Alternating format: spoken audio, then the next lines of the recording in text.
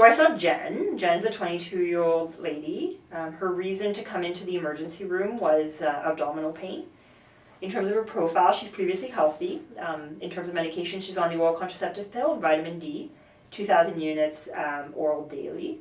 She's allergic to penicillin, no significant family history. She's a smoker. She's smoked over the past 6 years, denies any alcohol or illicit drugs.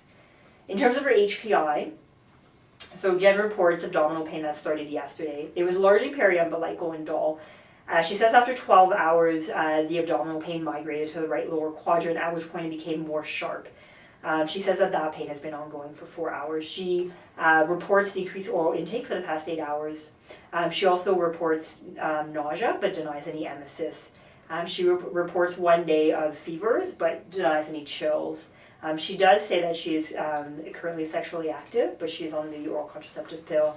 She says she was last tested for an STI about 3 years ago. Her last menstrual period was about 4 weeks ago. And as well, her last meal was about 12 hours ago. In terms of a review of system, she denies any headaches, denies any dysphagia. From a cardiac perspective, no chest pain, dyspnea, palpitations, presyncope or syncope. She denies any recent surgery. She denies a cough. She denies any recent travel, weight loss, urinary symptoms, or leg swelling. She says she's never had abdominal pain before. She says her bowel movements are daily. They're non-watery, they're non-bloody, and there's no mucus. In terms of her physical exam, her heart rate's 112, so she's going a bit fast. Rest rate is 18, her blood pressure is 102 on 71. Her temp is 38.4, so I guess slightly elevated. Her GCS is 15, and she's 94% on room air. So her abdominal exam, so she is tender in the right lower quadrant. She has rebound tenderness, guarding. She doesn't have any organomegaly or palpable masses. She does have a positive McBurney's. She has normal bowel sounds.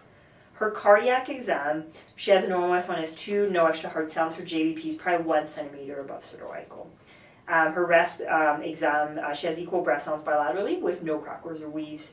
A cranial nerve exam, so she has normal visual fields, pupils are equal reactive to light, normal extraocular movement, normal cranial nerve 5 for sensory, normal cranial nerve 7 for motor, negative Romberg, she has normal strength for cranial nerve 11, and tongue is midline. In terms of peripheral neuro exam, she has normal bulk and tone. Her motor strength for both upper and lower, again, is 5 out of 5. And she has normal sensory for C6 through C8 and L4 to S1 for soft touch. Her reflexes are +2 throughout, and she has a normal gait. In terms of her investigations, so her hemoglobin is 144, platelets are 267. Her white blood cell count's elevated at 14.6, mainly neutrophils. Her potassium is 4.7, chloride is 103, sodium is 139, and CO2 is 23. Her creatinine is 81, so the urine beta HCG and urinalysis is still pending, and she hasn't had any imaging. So in terms of overall, she has abdo pain, and my diagnosis would be appendicitis. I think in terms of my differential, ectopic pregnancy, ovarian torsion, inflammatory bowel disease, PID, even like Meckel's diverticulitis. So I think what we should do is we should start antibiotics, make her NPO, give IV fluids. We should do a CT abdomen pelvis to look for appendicitis, and we should call Gen Surg to consider admitting this patient.